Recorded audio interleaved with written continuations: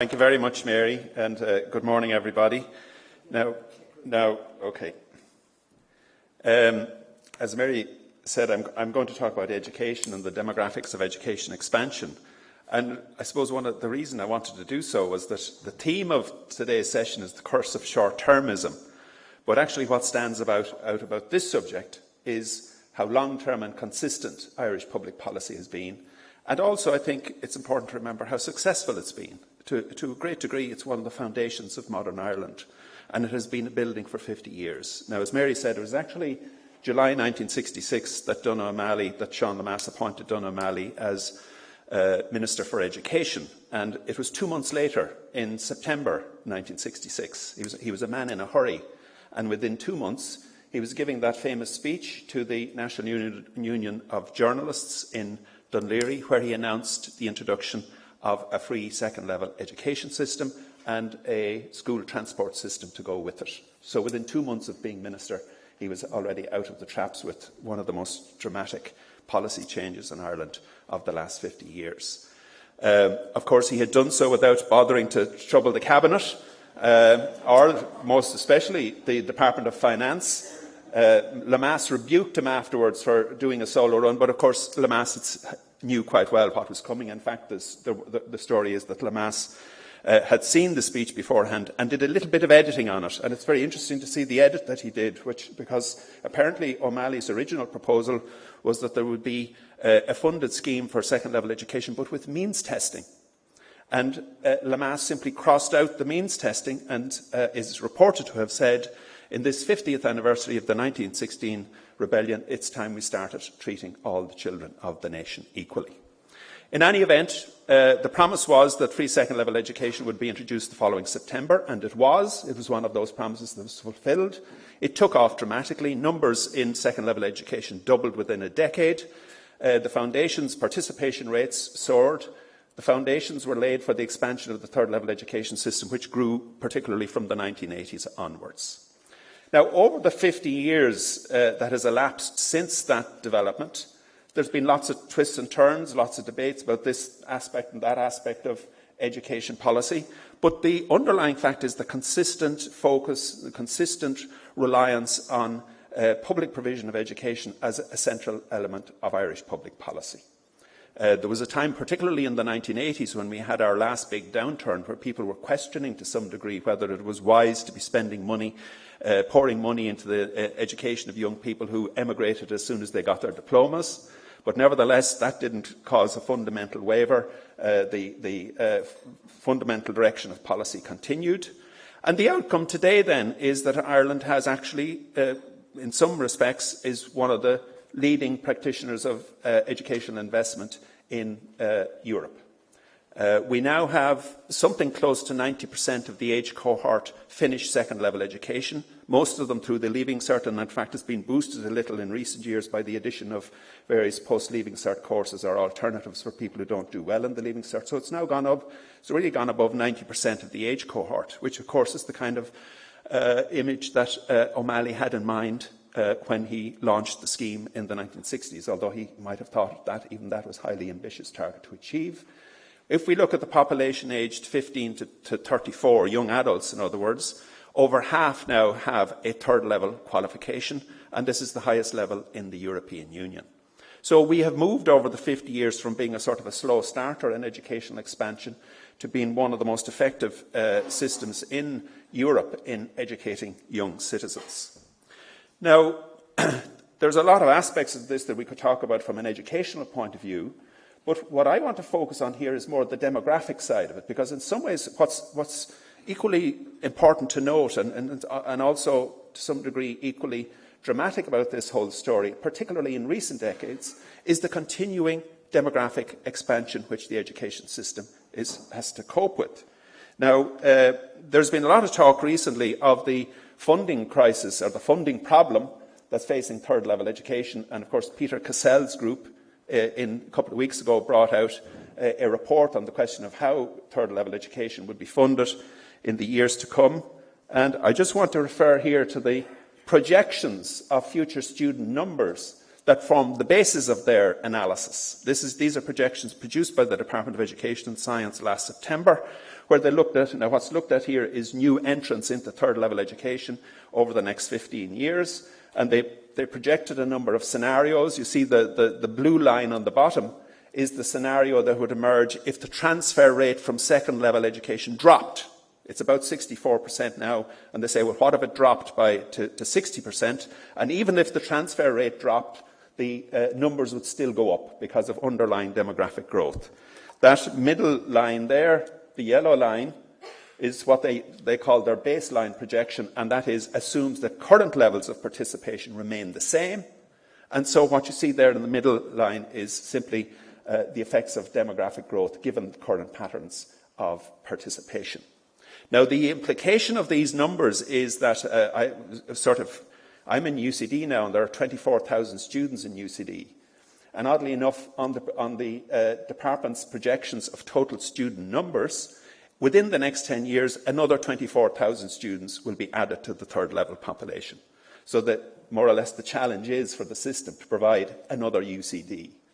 If there's any increase in participation rates, which is what's envisaged here in the top line, if transfer rates from second level go up to 70% from 64% now, that would add, roughly speaking, about the current student equivalent of the current student population of Trinity to the total over the next 10 years. Now, UCD is a fine place, accommodates 24,000 students, but it took nearly 50 years to build it. So what we're talking about in the next 10 years is the creation of the equivalent of another Belfield campus, somehow, how that's going to be done. Now, as I say, what I'm talking about here follows on from what Pádraig was talking earlier, is that one of the striking features of the Irish situation is this underlying demographic expansion. Now, I just have one graph here to show how unusual that is in European terms. What I show here is the change that has occurred in the size of the child population, that is, children under the age of 15, over the last 20 years. And you see Ireland is over there on the far left, and it's had a 16% growth. But of course, the most common situation in Europe is contraction in the size of the child population. Sometimes, actually, in Eastern Europe in particular, to a catastrophic degree. We're talking about a decline over a 20-year period of between a third and a half in the size of the child population. And even in Germany, we often talk of Germany. This is Germany here as the powerhouse of Europe. There's been a 20% decline in the size of the child population. Now, so the problems that we have in coping with expanding numbers of young people is a problem that these countries would love to have. And they are struggling with the opposite. And in fact, when we talk of the pensions crisis that Pádraig was talking about, the big pensions crisis has already arrived in Germany because they're simply running out of young people coming into the labour force who are capable of paying the taxes or generating the wealth which will fund their pension system. So, as I say, it's a problem that they would love to have. Now, over the years, it's true we have had lots of fluctuations in the number of births we've had. And this looks at the story going back to 1960. We had our first here, we had, in a certain sense, we didn't have our post-war, we often hear of the post-war baby boom which occurred in the Western world. After the Second World War. We didn't really have it until the 1970s. We had a surge in the marriage rate, and so we had our first increase in births. We reached a peak for the 20th century in 1980 at nearly 75,000 births. Then the bad times of the 1980s came in, and we had a long slide in the number of births. And what we've had in recent times then is the recovery which set in around the time of the economic boom. And actually what's really striking here is this phase of it over that number of years from about 2005 to the new peak which happened in 2009 when again there was 75,000 births. Now this up and down pattern occurs in many countries, but what was unusual even about this slide here was that it actually stopped, in relative terms, it stopped at a fairly high level. Even in this period, Ireland never stopped having the highest birth rate in Europe, even at the bottom of the slide.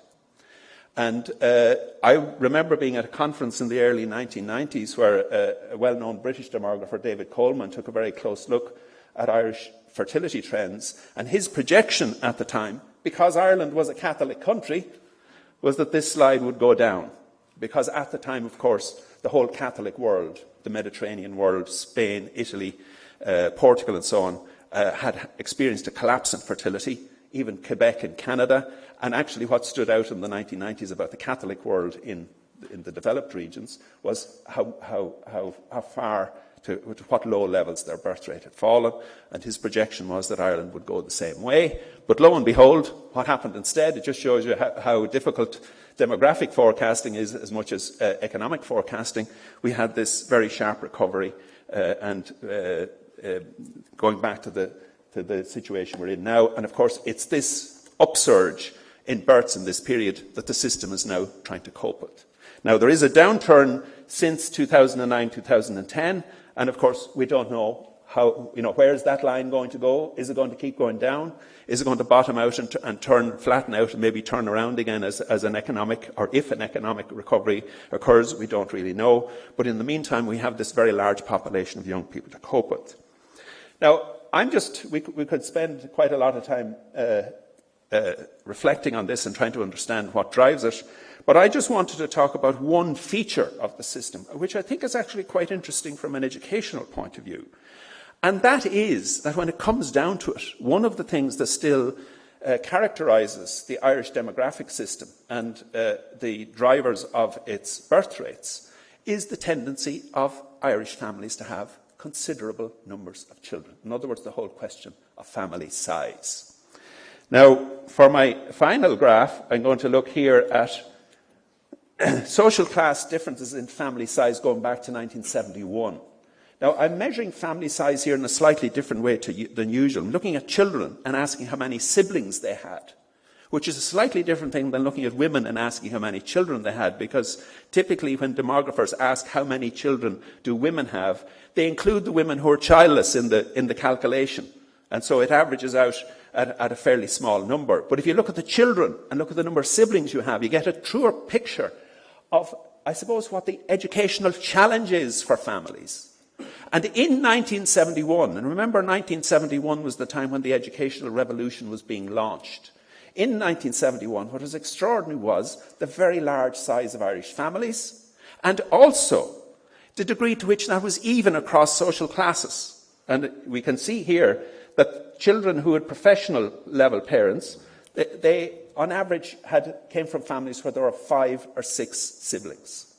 Now, this was somewhat lower than those of unskilled manual, but the difference actually, by European standards, the difference was very limited. And of course here, if we look at the farming population, they had large families as well, not dramatically larger than everybody else, but it's again between 6, in other words, the typical child who's going into the education system, going through second level education and maybe just about beginning to go on to third level education from a farming background or a professional background, was coming from a family where they had, there were 5, 6 or 7 siblings.